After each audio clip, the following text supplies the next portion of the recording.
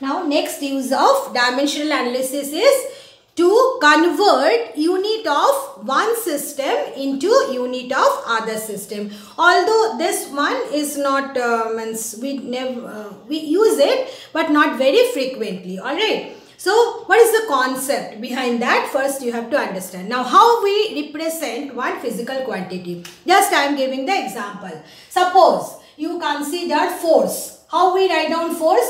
Force is 5 Newton. Now Newton means what? 5 kg meter, then ms to the power 2. Isn't it? So you see how we write one physical unit. First I write the numerical value. So let us consider the numerical value is small n. Then we write down the dimensional formula. Isn't it? So you see I can write it as m1 to the power a, L1 to the power b, T1 to the power c, and this is also N1. Why I have written N1, M1, L1? Because you see, instead of considering kg meter per second, this is which unit? SI unit, isn't it? One may consider gram centimeter second, yes or not? So you see, when you are considering different unit of system, then this kg is changing to gram, or you can say these three quantities MLT, their values that changes. Okay, so that's why when I am considering, so in general you can write any physical quantity like this, MLB T to the power C, alright. Then if you consider in the first system of unit, you can write it as N1, M1 to the power A, L1 to the power B, T1 to the power C. Alright, so you see when you are changing the system of units, then what are the things that is changing? This value 5 will no longer remain as 5. So this N1, the value of N, it will be different in the second unit. So I can write it as N2. Then you see M. M is kg here, M is gram here. So in the first system of unit, if it is M1, in the second system of unit, it should be written as M2. But you see here, M, L, T and N value are changing when you are changing the system of unit. But what about the dimension? Dimension here you see, A is 1 and B is 1, C is -2. When it is kg meter per second square, then also 1, 1, -2. When it is gram centimeter per second square, then also 1, 1, -2. Alright, because dimension, it does not change when the system of units are changing. This is the most important concept and you have to remember it.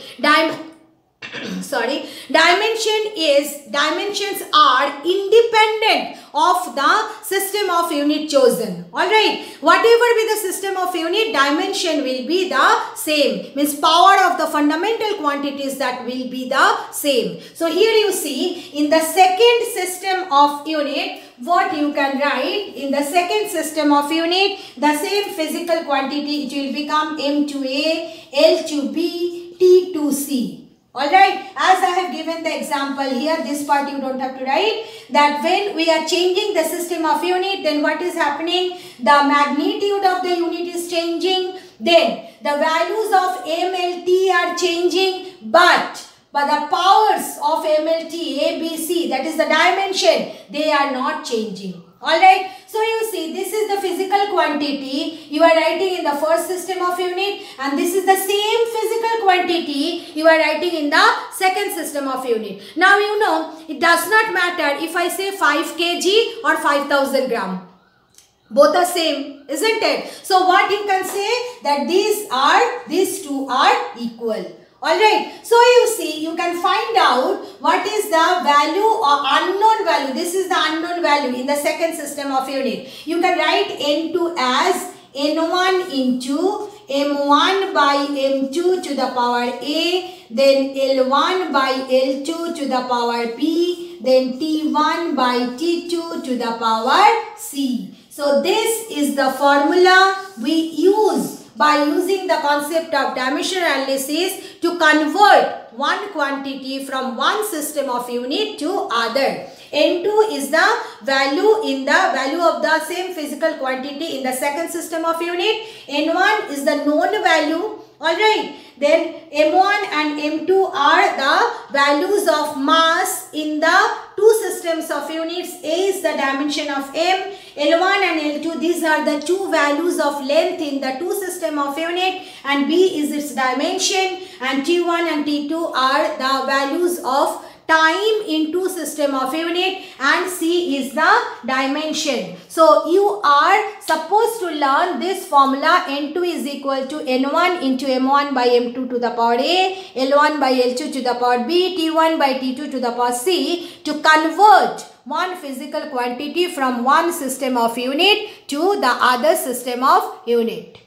Now we will learn how to apply that formula. Okay, so now for that, cleverly I am discussing question number 20 from the exercise. Alright, then what will happen? One numerical we are also solving, and we are also learning the technique how to apply that formula. Okay, so here you see what is given. The value of a force is 36 units in a system having meter, kilogram and minute as fundamental unit. Alright, means in that particular system of unit, meter is the unit of length, kilogram is the unit of mass, and minute is the unit of time. Now what you have to do? You have to find the value of the force in CGS system. Alright, so what is the first step? Okay, first step is you write down the name of the quantity, physical quantity given.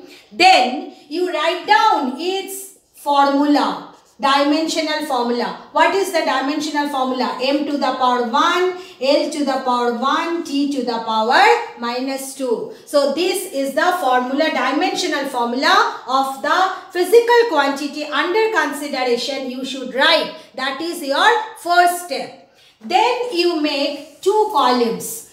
First unit of system, here you write down first unit of system, and then second column write down second unit of system. Now in this case the second unit of system given CGS, so you can write CGS, or if it is not given, simply write down the second unit of system. Then what you will write? You will write down first its value given. In the first unit of system, what is the numerical value? We represent it by small n. Okay, so in the first unit of system it will be N1. What is the value here? 36 units. So you write it down. Okay, then N2 we don't know, we have to calculate. So a question mark. Alright, then write down what is M1. M1 is how much given? Kilogram. So it is 1 kg. Is that clear? Then in the second system, what is the value of mass? M2. CGS system. CGS system is gram. So you can write it as 1 gram. Is that clear? Then L1. L1 is how much given here? Meter. So it is 1 meter. Then here what will be L2? It is CGS system, means L2 is 1 centimeter. Then come here in the first one. What is the time given? Time is 1 minute. So time is 1 minute. Write it down 60 seconds. And here also you write down 1 meter means 100 centimeter. Make both same. Then 1 kg means 1000 gram. Alright. And then here what is T2 for CGS system? T2 is 1 second. Clear? So this is the way you have to first fill up the table given. Clear to everybody what I said? First step is that write down the physical quantity, write down its dimensional formula. So you see, the moment you have written the dimensional formula, then what you are getting? The value of A is 1, the value of B is 1, the value of C is minus 2. Clear to everybody what I said? Now I have to rub the board. So please you understand from a given question how to write down the given information. Okay, first write down the physical quantity with the formula, then make two system of unit column, and then write down first their magnitude given, one will be given, another will be unknown. Then write down the values of M, L, T in both the systems of unit from the given question. Okay, and then below that table, write down what are the dimension A, B, C. Dimension of M is A, that is 1. Dimension of L is B, that is 1. And dimension of T is C, and that is -2 in this case. Alright. So this is the first and second step of applying this concept. After that, the work is very easy. Then use the formula.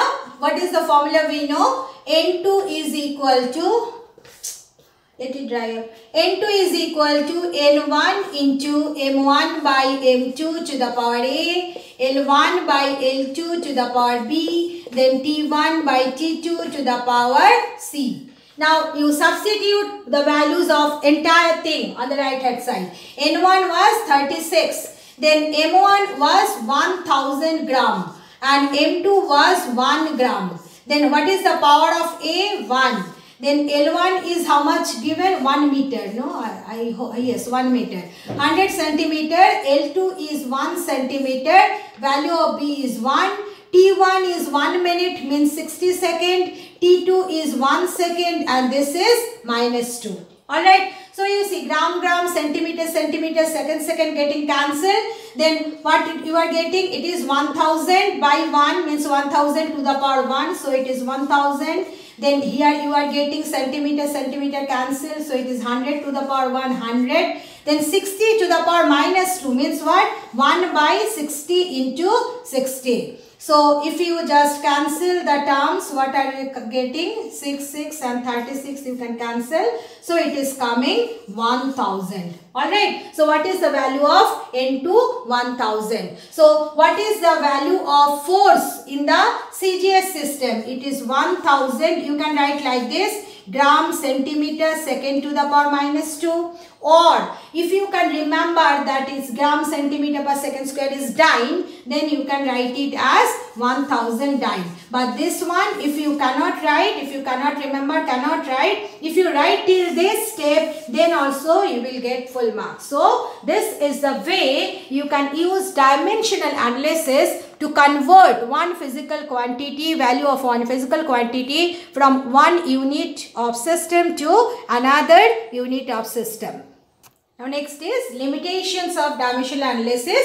Already 2 points I said that if a physical quantity depends on more than 3 factors, then relation among them cannot be established by dimensional analysis. Alright, because you see, suppose T is depending on more than 3 factors, then what will happen? You will get 4 equations, but you will have you will get 3 equations because all the dimension, it depends on MLT. So you will get 3 equations, but you will have 4 unknowns. So you cannot get the values of 4 unknowns by using 3 equations. So that's why if a physical quantity depends on more than 3 factors, then by using dimensional analysis, one cannot find out the relation among them. So this is the third point. Alright. Then I also said this one, that T is equal to T proportional to L by G we can establish, but we cannot find out that T is equal to 2 pi under root L by G, 2 pi term. We cannot get by using dimensional analysis. Why? Because 2 pi is the dimensionless constant. So in this method, if any equation involve any dimensionless constant, then the value of that dimensionless constant cannot be found by using the dimensional analysis. So that is the first point. By this method, the equation containing second one, by this method, the value of any dimensionless constant involved in the equation cannot be found. Then another one, that if the equation contains trigonometric ratio, you know trigonometric ratio has no dimension. Exponential, it has no dimension. Then logarithmic values, these are not having dimension. So as the trigonometric ratio, exponential, logarithmic values not having any dimension, so if the given equation involve one of these 3, then what will happen? By using dimensional analysis, you cannot find the relation. So for exam purpose, this is also one of the important question. So everybody should learn these 3 points of limitations of dimensional analysis. So that is the end of the dimensional analysis chapter discussion. So we have finished the dimensional analysis chapter. Now my work is over. So when teacher's work is over, then students' work start. So please do learn all the points and topics discussed in this chapter thoroughly. Thank you, girls.